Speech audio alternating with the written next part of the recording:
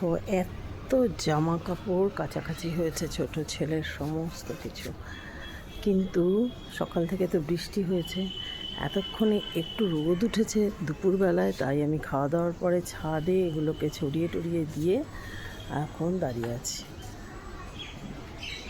আমার অবস্থাটা বোঝো। আর এইদিকে দেখতে পাচ্ছি ছাদে একটা কি সুন্দর ঘুড়ি উড়ছে, দেখো ক্যামেরায় আসছে কিনা জানি না, খুব সুন্দরভাবে একটা ঘুড়ি উঠছে দেখো।